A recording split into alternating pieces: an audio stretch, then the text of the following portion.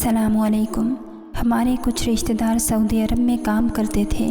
ان لوگوں کا وہاں اپنا کاروبار تھا۔ مجھے جب بھی موقع ملتا میں ان سے یہی کہتا کہ خدا کے لیے اماں بیمار ہیں، بیوہ ہیں، آپ لوگ مجھے بھی اپنے ساتھ سعودی عرب کام کرنے کے لیے بلا لیں تاکہ میں اپنی ماں کا خیال رکھ سکوں۔ یہ لوگ میرے تایا کے بیٹے تھے۔ ان دنوں میری عمر مشکل سے 17-18 سال ہوگی۔ تایا کا بڑا بیٹا تحسین ہمیشہ میری بات سنتا اور کہتا، تم ابھی چھوٹے ہو، ابھی تم وہیں پر پڑھائی کرو، اس کے بعد تمہارا کچھ دیکھیں گے۔ مگر پھر اماں کے بھرپور اصرار پر تحسین بھائی نے مجھے اپنے ساتھ سعودی عرب بلا لیا۔ کہنے لگے، یہاں تمہیں ہر قسم کا کام کرنا پڑے گا۔ میں نے تمہاری ماں کو اس لیے نہیں بتایا کہ کہیں ان کو پریشانی نہ ہو، ورنہ تو ابھی تک تمہارا شناختی کارڈ نہیں بنا۔ تمہیں یہاں پر بلانا ہی ایک مشکل کام تھا، اس لیے اب جو کام کہا جائے گا وہی کرو گے۔ اس کے بدلے میں تنخواہ تمہاری اماں کو ہر مہینے بھیج دوں گا۔ میں نے کہا، جی بہتر۔ پھر کچھ سوچ کر بولے، میں تمہیں ایک آدمی کے گھر بھیجوں گا، اس کی 4 بیویاں ہیں، بلکہ 5 ہیں۔ وہ کچھ مزید سوچ کر بولے تھے، ان 5 بیویوں کے کام کے لیے اسے ایک چھوٹے لڑکے کی ضرورت ہے جو بالغ نہ ہو۔ میں سمجھ سکتا ہوں تمہاری عمر اور تمہارا قد کاٹ ایسا ہے کہ تمہیں وہ آرام سے رکھ لے گا، اچھے پیسے بھی دے گا۔ عورت کو یہ لوگ گھر میں کام کرنے کے لیے نہیں رکھتے، ورنہ یہ کسی لڑکی کو رکھ لیتا۔ چھوٹے لڑکے یہاں کام کرتے نہیں ہیں، اور پاکستان سے بھی تمہاری عمر کا کوئی نہیں آتا۔ تم بہت کم لوگوں میں سے ہو جو اتنی کم عمری میں پردیس آ گئے ہو۔ میں اپنے کزن کی بات سن کر بہت خوش ہوا۔ میں نے کہا، بس جیسا آپ کہیں گے میں ویسا ہی کروں گا۔ پھر تحسین بھائی نے مجھے کہا، اس آدمی کی 5 بیویاں ہیں، لیکن وہاں پر تمہیں کچھ احتیاطیں کرنا ہوں گی۔ مثلاً یہ کہ وہاں تم یہ نہیں کہو گے کہ تم پاکستان سے ہو، نہ ہی تم اردو بولو گے۔ میں حیران ہو گیا اور پریشان بھی۔ اردو نہیں بولوں گا تو کیا بولوں گا؟ مجھے تو نہیں آتی عربی۔ کہنے لگے، ان لوگوں کو کون سا پتہ چلتا ہے، انگریزی سے بالکل بے بہرہ ہیں، الٹی سیدھی انگریزی بول دینا، یہ ظاہر کر کے تم کسی انگریز ملک کے پسماندہ گاؤں سے ہو۔ خبردار جو تم نے پاکستان کا نام لیا، پاکستان کا نام لے کر بھی لو تو یہ ظاہر کرنا کہ تمہیں اردو نہیں آتی۔ میں یہ باتیں سن کر اور حیران تھا۔ میں نے کہا، ٹھیک ہے، آخر اس میں کیا حکمت تھی، یہ تو مجھے بعد میں پتہ چلا۔ فی الحال مجھے تحسین بھائی نے مختصر سامان کے ساتھ شیخ جلیل کے گھر بھیج دیا۔ شیخ جلیل کا گھر بہت ہی بڑا تھا۔ میں اس گھر کو باہر سے دیکھ کر ہی حیران رہ گیا۔ اس گھر کے تقریباً 14-15 کے قریب کمرے ہوں گے۔ 2 منزلہ گھر تھا۔ اوپر والی منزل بہت خوبصورت تھی، جبکہ نیچے والی منزل پر اندھیرا سا چھایا ہوا تھا۔ تحسین بھائی کہنے لگے، میں نے بھی اس آدمی کے گھر میں کام کیا ہے، پر اس نے مجھے کسی وجہ سے نکال دیا تھا۔ میں یہاں صرف اور صرف مینیجر کا کام کرتا تھا۔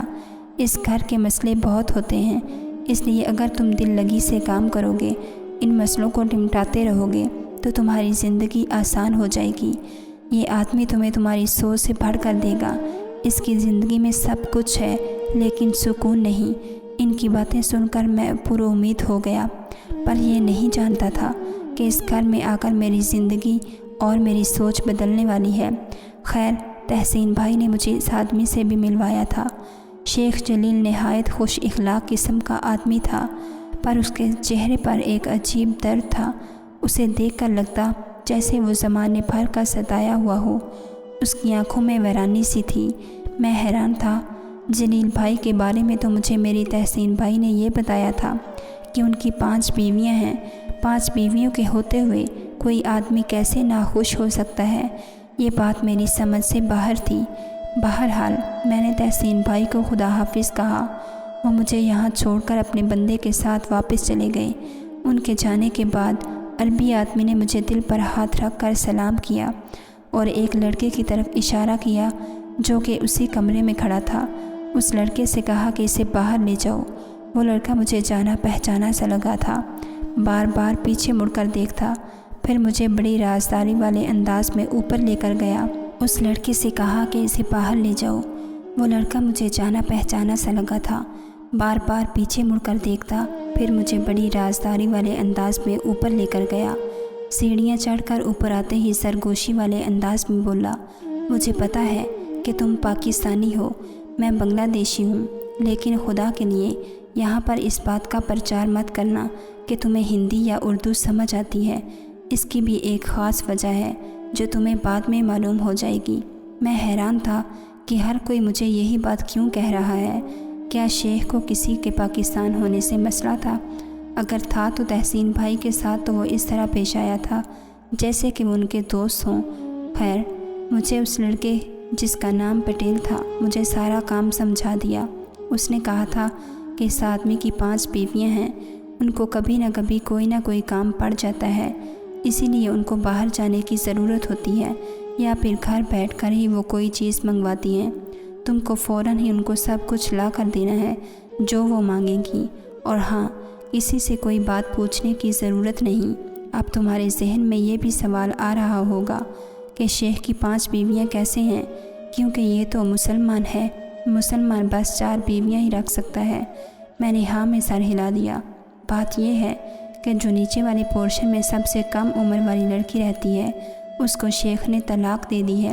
وہ ان کی بیوی تو ہے لیکن طلاق یافتہ ہے۔ شیخ اس کے پاس نہیں جاتا، صرف اپنی 4 بیویوں کے ساتھ رہتا ہے، اور بہتر یہی ہوگا کہ تم اپنے کام سے کام رکھو۔ آج کے بعد یہ بات کسی سے مت پوچھنا۔ میں اس کی باتوں پر عمل کرتے ہوئے وہاں سے نکل آیا تھا۔ اب سوال تو یہ تھا کہ میں سارا دن بس ان کی بیویوں کے حکم کا انتظار کرتا رہوں، بدلے میں مجھے تنخواہ کتنا ملنا تھی، یہ ساری باتیں ذہن میں گردش کر رہی تھیں۔ تبھی مجھے اندر سے کسی عورت کے چیخنے کی آواز آئی۔ میں باہر بیٹھا تھا، اندر عورت کے چیخنے کی آواز سن کر کمرے کی طرف دوڑ پڑا۔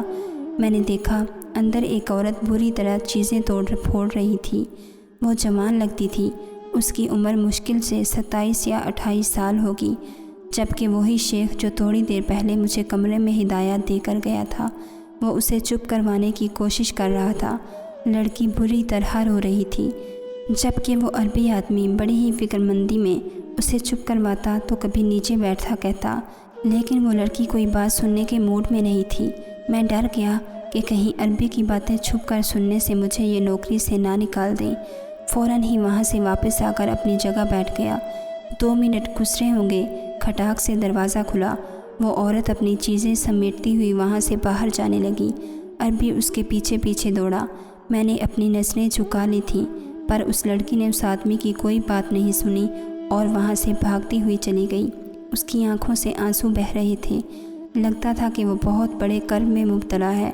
وہ عربی چونکہ اسے پہلے روکنے کی کوشش کر رہا تھا، اس کے جانے کے بعد پھوٹ پھوٹ کر رونے لگا اور کہنے لگا، یا اللہ معافی، مجھے اس کی باتوں سے اتنا سمجھ آ گیا تھا کہ وہ بہت شرمندہ ہے اپنی کسی حرکت سے اور اسے دہرانا بھی نہیں چاہتا تھا، مگر لاشعوری طور پر وہ ایسا ہی کرتا ہوگا، تبھی تو اپنی بیوی سے معافی مانگ رہا تھا۔ بہرحال میں چپ رہا۔ میں اپنے نئے حکم کا منتظر تھا کہ وہ میرے پاس آیا اور مجھ سے کچھ عجیب و غریب سے انداز میں باتیں کرنے لگا۔ میں اس کی بات سمجھ نہیں پایا۔ تبھی اس نے ایک لڑکے کو آواز دی۔ یہ وہی لڑکا تھا جس نے مجھے اس عربی کے بارے میں مختصر معلومات دی تھی۔ وہ پاس آ گیا، اس نے عربی سے کوئی بات کہی، عربی نے اسے کچھ سمجھایا اور پھر اس لڑکے نے مجھے جو کچھ بتایا وہ تو میری زندگی بدلنے والا تھا۔ میں یہ سن کر حیران رہ گیا۔ وہ عربی مجھ سے کہہ رہا تھا کہ تم میری ایک بیوی سے شادی کر لو۔ مجھے لگا جیسے کہ مجھے آزما رہا ہو تاکہ میں اس کا وفادار ہوں یا نہیں یہ بات ثابت ہو سکے۔ میں نے اسے اس لڑکے سے کہا کہ میں شیخ کی بیویوں کی بہت عزت کرتا ہوں، ایسا سوچ بھی نہیں سکتا۔ اگر مجھ سے کوئی غلطی ہوئی ہے تو مجھے معاف کر دے۔ میری بات سن کر شیخ سمجھ گیا کہ میں اس کی اس پیشکش سے خوف زدہ ہو گیا ہوں۔ کہنے لگا کہ تم ڈرو نہیں، میں تمہیں یہ سب کچھ آزمانے کے لیے نہیں کہہ رہا، بلکہ اپنی بیویوں سے تمہاری شادی کروانا چاہتا ہوں، مطلب نکاح کروانا چاہتا ہوں۔ وہ عربی بہت پریشان لگ رہا تھا۔ اس کی باتوں سے بھی محسوس ہوتا تھا جیسے وہ کسی گہری سوچ میں گم ہے۔ خیر، میں نے جا کر یہ بات اپنے تحسین بھائی کو بتا دی۔ تحسین بھائی بھی اسی گھر میں آ گئے تھے۔ عربی نے ان کو بھی بہت باتیں سمجھائی تھیں۔ تحسین بھائی مطمئن ہو گئے، کہنے لگے کہ تمہارے لیے یہ زندگی کا سب سے اچھا موقع ہوگا۔ تم شیخ کی اس چھوٹی بیوی سے شادی کر لو جس نے شیخ سے طلاق لے لی ہے یا پھر اس کو دے دی ہے۔ اس کے بعد وہ تم کو بتائیں گے کہ آگے کیا کرنا ہے۔ میں تو اس گھر میں کٹ پتلی سا تھا۔ میں نے کہا جیسا میرے مالک کا حکم ہوگا میں ویسا ہی کروں گا۔ یوں میرے نکاح کی تاریخ مقرر کر دی گئی۔ تاریخ کیا تھی؟ پرسوں میرا نکاح ہونا قرار پایا تھا، جبکہ وہ لڑکی پاکستانی تھی، اس کا نام صبا تھا۔ یہ معلومات مجھ تک آ چکی تھی۔ میں یہ نہیں سمجھ پایا تھا کہ آخر صبا کے ساتھ شادی کرنے کا مجھے کیوں کہا جا رہا ہے، جبکہ یہ شیخ کی وہ بیوی ہے جسے وہ طلاق دے چکا ہے۔ مجھ سے دوبارہ شادی کروا کے شاید وہ اپنی بیوی کے لیے ازالہ کرنا چاہتا ہوگا۔ بہرحال پرسوں کا دن تو آنا ہی تھا۔ میرا نکاح صبا کے ساتھ پڑھا دیا گیا۔ صبا نے روتے روتے نکاح کے لیے ہاں کہی تھی، اور نکاح ہوتے ہی مجھے اور صبا کو ایک الگ کمرے میں بھیج دیا گیا۔ یہ کمرہ اچھی طرح سجایا گیا تھا۔ اس میں ریشم کے بستر تھے اور نرم گرم ایسے بستر جو میں نے کبھی دیکھے ہی نہیں تھے۔ مخملی پردے، ان پردوں کو دیکھ کر اس گھر کی عمارت کا اندازہ ہوتا تھا۔ میں چپ چاپ بیٹھا وہ پردے اور کمرہ ہی دیکھ رہا تھا کہ صبا روتی ہوئی میرے پاس آئی اور بولی، اب تم بھی مجھے طلاق دے دو گے؟ یہ بات مجھے معلوم ہے، کیونکہ میرے نصیب میں بس طلاقیں ہی لکھے ہیں۔ میں اس کو اردو بولتا دیکھ کر حیران نہیں تھا، کیونکہ پہلے ہی جان چکا تھا کہ وہ ایک پاکستانی ہے۔ وہ مجھ سے مختلف باتیں کرنے لگی، مگر اس کے چہرے پر درد صاف لکھا تھا۔ تم کون ہو؟ یہاں کیسے آئی ہو؟ اور کیا تم جانتی ہو کہ تمہاری شادی میرے ساتھ کیوں کروائی گئی ہے؟ میری یہ بات سن کر صبا مزید رونے لگی۔ اچھا رو تو نہیں؟ میں نے اس کا ہاتھ تھام لیا۔ ویسے بھی اب تو تمہارا میرے ساتھ نکاح ہو گیا ہے۔ اگر تم دکھی ہو تو تم میرے ساتھ بہت خوش رہو گی۔ میں ایک خیال رکھنے والا اچھا اور معقول انسان ہوں۔ میری بات سن کر وہ پھیکی سی مسکراہٹ کے ساتھ ہنس دی اور بولی، تمہارے ساتھ میرا نکاح عارضی ہے۔ تم تو بڑے ہی معصوم اور سیدھے سادے لڑکے ہو۔ تم یہ نہیں جانتے کہ تمہارا نکاح مجھ سے کروایا کیوں گیا ہے۔ تم فی الحال اس شادی کی خوشی میں خوش ہو۔ تم یہ نہیں جانتے کہ میری کہانی کیا ہے۔ میری عمر دیکھو، مجھ پر گزرے درد دیکھو، تو تم خود ہی جان جاؤ گے کہ میں جو کہہ رہی ہوں بالکل صحیح کہتی ہوں۔ یہ کہہ کر وہ دوبارہ رونے لگی۔ تو مجھے اپنی پوری بات بتاؤ، پھر میں مسئلے کا کوئی نہ کوئی حل نکالنے کی کوشش ضرور کروں گا۔ تم دیکھ لینا، تمہیں میں مایوس نہیں رکھوں گا۔ تم اگر اتنی ہی دکھی ہو، اس کا کوئی نہ کوئی حل تو اللہ نے رکھا ہوگا۔ یہ تو ہے۔ وہ یکدم خوش ہو گئی۔ چلو میں تمہیں اپنی کہانی سناتی ہوں، پھر تم سمجھ جاؤ گے کہ شیخ کی ہر بیوی اس کے کمرے سے آنے کے بعد روتی کیوں ہے، اور کیوں اس کے ساتھ کوئی بھی عورت بس نہیں پاتی۔ اس کے ساتھ اب تم 30 عورتوں کی شادی ہو چکی ہے۔ کیا تم یہ سوچ بھی سکتے ہو 30 شادیوں پر خرچہ کتنا آتا ہے، اور وہ لڑکیاں ڈھونڈنے میں وقت کتنا لگتا ہے؟ یہ کہہ کر وہ ہنسنے لگی۔ ہاں، بہت زیادہ وقت لگا ہے اسے، اور اب عبرت آئی ہے۔ اب یہ سبق سیکھ گیا ہے کہ اسے کیا کرنا ہے۔ اسی لیے تو اس نے تمہاری مجھ سے شادی کروائی ہے۔ تم پہیلیاں مت بھجواؤ، مجھے پوری بات بتاؤ۔ میں نے بیزاری سے کہا۔ میری عمر ان دنوں صرف اور صرف 13 سال تھی، جب میں اپنے اسکول کی سب سے ہونہار طلبہ ہوا کرتی تھی۔ میرے لیے زندگی بہت خوبصورت تھی، پر میں یہ نہیں جانتی تھی زندگی کا یہ حسین خواب بہت جلد ہی ختم ہونے والا ہے۔ ان دنوں ہمارے اسکول میں فنکشن ہو رہے تھے۔ مجھ جیسی ایک عام غریب مزدور کی بیٹی کو حصہ لینے کا موقع ملا، تو میں نے اپنی بھرپور کارکردگی دکھائی اور لوگوں کو متاثر کر دیا۔ میں بہت خوش شکل تھی۔ ہم لوگ ایک بہت بڑی تقریب میں گئے تھے، جہاں میں نے ڈانس پیش کیا۔ اس ڈانس نے مجھے بہت مقبول بنا دیا تھا۔ کافی سارے لوگ مجھے جاننے اور پہچاننے لگے تھے۔ میں بے پناہ حسین تھی کہ جو بھی دیکھتا بس دیکھتا ہی رہ جاتا۔ پرنسپل نے بھی جب میرا اسکرپٹ دیکھا تو انہوں نے مجھے اپنے اسکول کی سب سے ٹاپ بچوں میں رکھ لیا۔ اب جب بھی کوئی تصویر کھنچوانا ہوتی، میں ہی آگے آ جاتی۔ میری تصویریں اسکول کے میگزین میں چھپتی۔ کرتے کرتے میں اخباروں میں آنے لگی تھی، پر میں یہ نہیں جانتی تھی میری شہرت ایک دن میری قاتل بن جائے گی۔ میں اپنے گھر میں تھی جب ایک دن ابا کے پاس ایک آدمی آیا۔ اس کے پاس 2 عورتیں بھی تھیں۔ کہنے لگے کہ ہم آپ کی بیٹی کا انٹرویو کرنے آئے ہیں، ساتھ ہی ایک پیشکش بھی دے رہے ہیں۔ ابا میرے مزدور اور لالچی آدمی تھے۔ لالچی نہیں کہوں، یہ کہو کہ ان کے حالات کے ستائے ہوئے تھے۔ جب ابا نے ان لوگوں کی اتنی بڑی پیشکش سنی، ان کا منہ بھی کھلے کا کھلا رہ گیا۔ दरअसल ये लोग अब्बा से कहने आए थे कि उनकी बेटी को सऊदी अरब लेकर जाएंगे, पढ़ाएंगे लिखाएंगे और साथ ही नौकरी भी करवाएंगे। तनख्वाह हर महीने बाकायदगी से अब्बा को भेजेंगे। अब्बा ने शायद ऐसी बातें पहली दफ़ा सुनी थी। बैठे बिठाए उन्हें करोड़ों रुपए का लालच दिया गया। अब्बा खुशी से फूले न समा रहे थे। साथ औरतें भी थीं, इसलिए इन लोगों पर यकीन कर लिया। पर हम क्या जानते थे कि ये लोग तो इंसानों के रूप में भेड़िए हैं। मुझे नहीं मालूम कि इन लोगों ने बाकी की कार्रवाई कैसे मुकम्मल की, लेकिन मुख्तसर से कागजात बनाने के साथ मुझे हवाई जहाज़ में बिठा दिया और फिर मेरी किस्मत मुझे उसी दिन पलटा खाया। मुझे जब यहाँ लाया गया, मैं पूरा रास्ता जहाज़ में यही सोचती रही कि मैं आगे जाकर बहुत बड़े स्कूल में पढ़ाई जारी रखूँगी। पर जब मुझे लाहौर लाया गया, एयरपोर्ट पर मुझे एक लड़की ने इस्तकबाल किया और मेरी खूब पूछताछ की गई। वो लड़की मुझे एक बहुत खूबसूरत बड़े सफ़ेद रंग के होटल में ले गई। उसके बाहर अरबी में कुछ लिखा हुआ था। मैं नहीं समझ पाई कि ये क्या है। वो लड़की मुझे ऐसे होटल में ले गई जहाँ पर माहौल बहुत ही अजीब था। खूबसूरती, रंग, रोशनियाँ और लड़कियाँ मुख्तसर कपड़े पहन रखे थे। खुदा जाने ये कौन सा सऊदी अरब था। हमने तो यही सुन रखा था कि वो अल्लाह की पाक सरज़मीन है। वहाँ पर ऐसा कुछ नहीं जैसा हमारे मुल्क में होता है। पर मैं ये देखकर तो हैरान थी कि यहाँ अयाशी का एक भरपूर अड्डा मौजूद था, लेकिन मुख्तसर कपड़े पहन रखे थे। मैं सोचने लगी कि मुझे यहाँ क्यों लाया गया है। ये जगह तो हम जैसी लड़कियों के लिए नहीं है। ना ही यहाँ कोई स्कूल की लड़की नज़र आ रही थी। मुख्तलिफ़ राहदारियों से गुजरती हुई वो लड़की मुझे एक बड़े से हॉल में ले गई जहाँ पर एक ब्यूटी पार्लर जैसी जगह थी। उस ब्यूटी पार्लर में मेरे बाल बनाए गए, मुझे उम्दा अच्छे कपड़े पहनाए गए। मैं किसी शहज़ादी की तरह लग रही थी। मुझे अपने आप पर रश्क आ रहा था। मुझे सुर्ख रंग की पोशाक पहनाई गई। मेरे सर पर एक टोपी रखकर मुझे ऐसे तैयार किया गया जैसे तुम फिल्मों और ड्रामों में शहज़ादियों को देखते हो। मैं बेपनाह खूबसूरत लग रही थी। दुनिया की सबसे हसीन लड़की उस वक़्त मैं ही मालूम हो रही थी। फिर मुझे एक और कमरे में ले जाया गया। ये देखकर मेरे तो कदमों तले से ज़मीन निकल गई। वहाँ पर सोफ़े पर एक आदमी विराजमान था जिसने अपने बाजू दोनों तरफ फैला रखे थे। मुझे देखते ही उसकी आंखों में हवस उभर आई और फिर क्या था, उसने मुझे बर्बाद करना अपना हक समझा। वो मुझे बहुत दूर से बुक करके लाया था। ये सारा खेल, सारा जाल उसी ने तो बिछाया था। एक दिन अखबार में उसे मेरी तस्वीर देखकर मैं पसंद आ गई।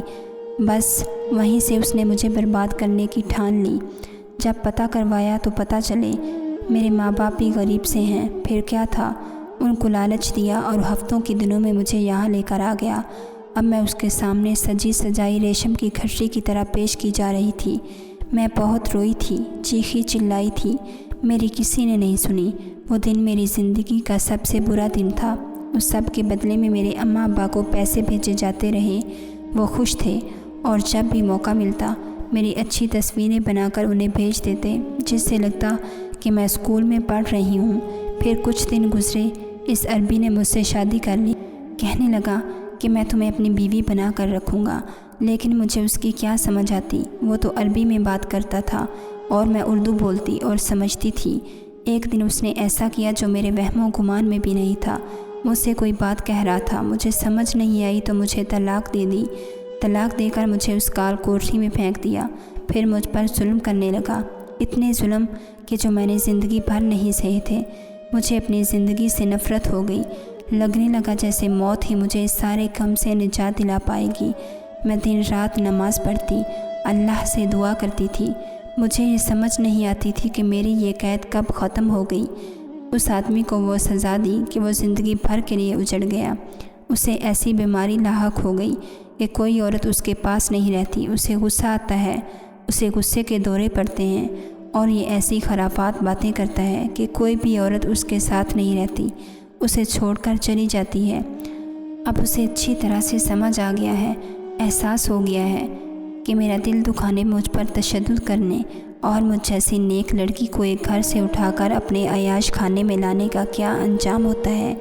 मैंने सब्र किया, हर रोज़ अल्लाह से दुआ की। अल्लाह ने उसके दिल में खुद ये एहसास डाल दिया। कोई औरत उसके साथ नहीं रही जब से मैं उसकी ज़िंदगी में आई हूँ। अब ये तुम्हारी शादी मेरे साथ करवा कर اس بات کا ازالہ کرنا چاہتا ہے، پر مجھے لگتا ہے کچھ عرصے کے بعد یہ تمہیں کہے گا کہ تم میری بیوی کو طلاق دے دو تاکہ اب میں دوبارہ اسے شادی کر سکوں۔ اس کی یہی ذہنیت سمجھ آتی ہے۔ یہ کہہ کر وہ تو خاموش ہو گئی۔ مجھ پر لرزہ طاری ہو گیا کہ یہ قوم کتنی عیاش ہے۔ کیا واقعی میں اس بیچاری لڑکی کو ایسے ہی اٹھا کر لایا گیا ہوگا؟ میری تو پریشانی کی انتہا نہ تھی۔ میں نے یہ ساری باتیں تحسین بھائی کو بتا دی۔ تحسین بھائی بولے کہ میں اس سے پہلے سے ہی واقف تھا، پہلے ہی آدمی سے ڈرتا تھا کہ میں کسی اردو بولنے والے آدمی کو نہ لے آؤں، لیکن اب یہ اپنے اس جرم سے تنگ آ گیا ہے۔ لڑکی بہت نیک ہے، تم اسے نہیں جانتے۔ اس نے زندگی میں کوئی نماز قضا نہیں کی ہوگی۔ یہ آدمی خود بھی اس کی بہت تعریف کرتا ہے، لیکن اب وہ اس کے لیے ایک ناسور بن کر رہ گئی ہے۔ جب تک وہ اس کے گھر میں رہے گی تب تک یہ آدمی برباد ہی رہے گا، اجڑ کر رہے گا۔ اسی لیے یہ اس کی شادی کروا کر رخصت کرنا چاہتا ہے، واپس اپنے ماں باپ کے گھر بھیجنا چاہتا ہے۔ یہ تو اچھا ہوا اس کے ساتھ تمہاری شادی ہو گئی۔